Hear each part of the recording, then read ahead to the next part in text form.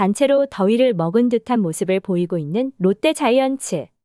가을 야구를 노리던 롯데 자이언츠가 7월 들어 연달아 실책을 쏟아내며 부진을 거듭하고 있습니다. 어느새 최하위 키움이 어로즈와도 한 경기 차이밖에 나지 않는 상황까지 이르렀는데요. 13일 롯데는 KT 위즈와의 홈경기에서 3대 6으로 패했고 6월에 14승 1무 9패로 성적이 좋았기에 후반기 이후 7월에 중위권 도약을 노렸지만 최근 무더위만큼이나 답답한 플레이로 추격의 동력을 잃은 듯한 모습이었습니다. 7월 성적은 1승 6패로 고비마다 실책이 쏟아지고 있고 최근 3연패 기간 중 7개의 실책을 범하는 등 결과만큼 내용도 좋지 않았습니다. 김태형 롯데 감독 역시 최근 경기 중 선수들의 느슨한 플레이에 질책성 교체를 하는 등 분위기를 잡기 위해 고심하고 있지만 감독의 바람만큼 선수들이 따라주지 못하고 있습니다. 한편 FA로 50억의 잭팟을 터뜨리며 롯데로 이적했던 노진혁이 부진에서 조금씩 벗어날 조짐을 보이고 있다는 반가운 소식도 있는데요. 11일 SSG 랜더스와의 경기에서 비록 패배했지만 무기력하게 물러나지 않는 모습을 보인 롯데의 끈질긴 승부를 펼칠 수 있었던 배경에는 노진혁의 방망이가 있었습니다. 노진혁은 7회 초 2사 말로 찬스에 나와 중전 적시타를 터뜨렸고 롯데는 2대 5로 따라갈 수 있었습니다. 9회 초 1사 1, 2루 찬스에서는 좌전 적시타를 날려 롯데가 4대 5 한 점 차로 추격이 가능해졌습니다. 정말 오랜만에 맹타를 휘두르는 모습이었고 이날 노진혁은 이 경기에서 4타수 2안타 3타점을 기록하며 롯데 타자들 가운데 가장 빛나는 모습을 보였는데요.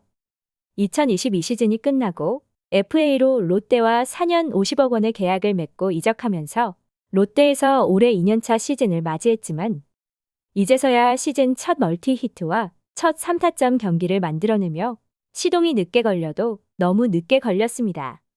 지난해 시즌 초반까지만 하더라도 FA 성공작으로 평가받을만 했는데 6월 중순까지 클러치 능력을 과시하면서 타선에 힘을 보탰고 고질적인 문제였던 유격수 자리도 안정적으로 책임졌습니다.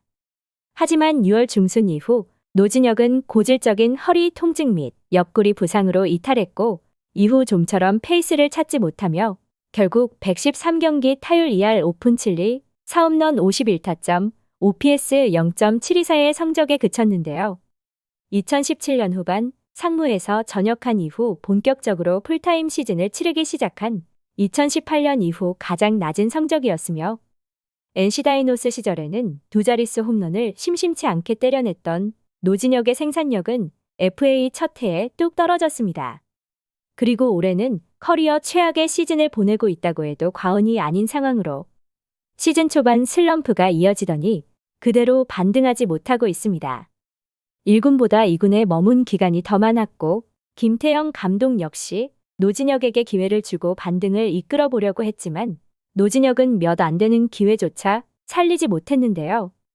올해 35경기 출장에 타율 1할 8푼 4리 9타점, OPS 0.497의 성적에 그치고 있고 2군에만 3차례 내려갔다 왔고 1군 등록 일수는 58일에 불과하며 11일 멀티히트를 친 것은 올 시즌 들어 처음이었으며 지난 시즌 10월 이후 무려 273일 만에 기록한 멀티히트였습니다.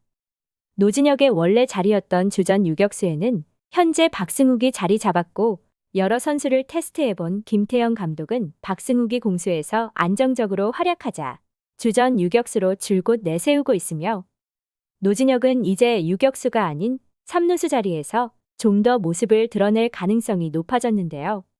물론 트레이드 복덩이 손호영이 햄스트링 부상을 딛고 돌아온다면 주전 3루수 자리는 손호영에게 내주어야 하지만 손호영의 햄스트링 부상은 언제 또 터질지 모르는 시한폭탄과도 같기에 노진혁과 같은 카드로 대비책을 마련해두는 것도 김태형 감독의 바람일 것입니다.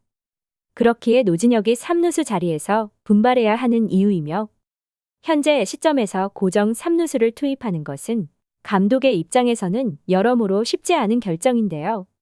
뒤늦게나마 노진혁의 반가운 멀티히트와 이제라도 깨어나 맹활약을 펼쳐준다면 롯데에는 천군만마가 될 수 있습니다. 시청해주셔서 감사합니다.